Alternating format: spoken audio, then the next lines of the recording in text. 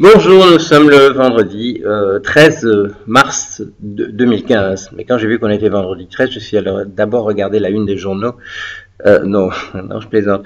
Je vais vous parler d'autre chose. Je vais vous parler de ce que j'ai fait hier soir.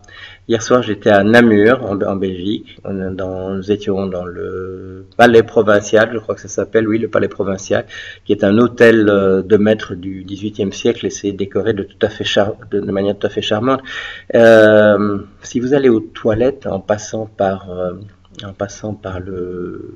la porte qui se trouve derrière l'estrade où interviennent les personnes qui parlent, les orateurs, vous allez passer par un corridor et puis vous allez vous trouver dans une espèce de pièce qui est, à mon sens, un peu négligée, dans laquelle se trouve un tableau splendide de Mazeppa. Alors vous ne connaissez peut-être pas l'histoire de Mazeppa, mais il y a des tableaux, il y a une série de tableaux sur Mazeppa au XIXe siècle. C'est l'histoire de cet homme qui était attaché nu sur un cheval. Voilà, vous pourrez lire ça sur Wikipédia. Et il y a de très beaux tableaux sur Mazeppa, mais là c'est le plus beau que j'ai vu. Et ça se trouve dans ce corridor mal éclairé du palais provincial. Si on pouvait mettre ce tableau davantage en évidence, c'est absolument splendide.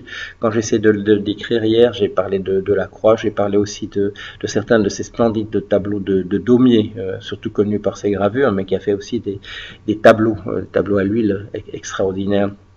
Voilà, très beau tableau, il faudrait quand même mettre davantage en évidence. Et la petite salle dans laquelle je parlais, vous allez la voir, je vais mettre une photo pour accompagner la vidéo. Et d'ailleurs, il y a une vidéo qui a été prise. Il y a un film qui a été fait de ma présentation. D'ailleurs aussi un enregistrement purement audio, au cas où ça ne marcherait pas avec la vidéo, mais je crois que tout s'est bien passé. Vous allez voir ça. Et puis nous étions nombreux. On m'a signalé qu'il y avait un grand nombre de lecteurs du blog qui étaient là. Et cette splendide petite salle était vraiment bien remplie et les questions ont été intéressantes ensuite. Et j'ai parlé dans ce cadre merveilleux du début du XVIIIe siècle apparemment. Et en reprenant le train pour Bruxelles, je pensais avec une certaine, c'est peut-être le mot, c'est peut-être nostalgie, c'est peut-être pas ça, c'est peut-être un goût simplement pour la fiction.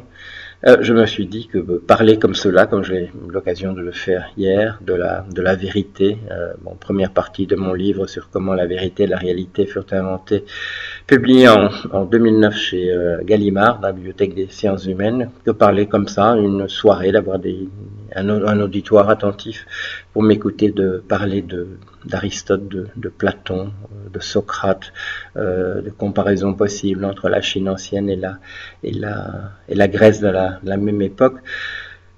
Ce que j'appelle parfois mon vrai métier, que j'aurais pu avoir une vie où je ne parlerais que de ces choses-là, voilà, où il ne serait jamais question, comme il le sera dans la chronique à venir du Monde, c'est quoi, mardi prochain, où je diverge sur les arcanes du swap de 5 ans dans 5 ans, savoir si c'est un bon outil pour évaluer la déflation qui nous menace. Que j'aurais pu avoir une carrière comme certains de mes collègues, d'ailleurs, hommes et femmes, qui n'ont écrit que des livres du genre comment la vérité et la réalité furent inventées et qui n'ont pas d'autres choses à mettre à leur palette dans un monde où parler de Nietzsche commentant la transition de la tragédie du fait de l'intervention de Socrate et son influence sur son ami Euripide, que voilà, on pourra encore vivre dans un monde où on s'intéresserait essentiellement à ça, parce qu'il n'y aurait rien d'autre pour nous distraire. L'autre jour, ça m'est venu de faire une petite plaisanterie sur les 30 glorieuses, quand on nous parle toujours de cette époque en disant oui, c'était formidable. Pourquoi est-ce que c'était formidable? Surtout parce qu'on avait l'impression que le monde allait rester dans l'état où il était. Mais on oublie vite. C'est comme les cauchemars, on les oublie rapidement. On me dit que les dames oublient rapidement les douleurs atroces de l'enfantement. Nous sommes une espèce tout à fait remarquable. Nous oublions que nous étions dans la terreur de la guerre thermonucléaire, que sa probabilité était très élevée. et que personnellement, moi qui crois aux théories de Monsieur Hugh Everett en physique, je suis convaincu qu'il y a un ou plusieurs mondes parallèles où tout ça a pété, parce que c'était beaucoup plus vraisemblable que le fait que nous soyons toujours là dans un contexte comme celui de la tension qui existait dans les années 61-62 entre les deux grands blocs de la guerre froide.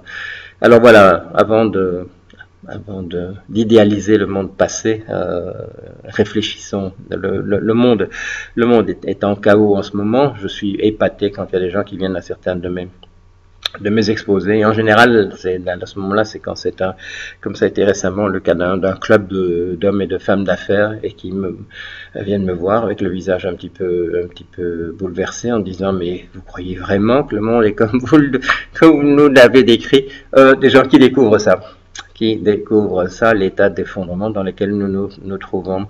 Alors, comme je disais, oui, ça a toujours été un petit peu comme ça, mais maintenant vraiment le mouvement se précipite.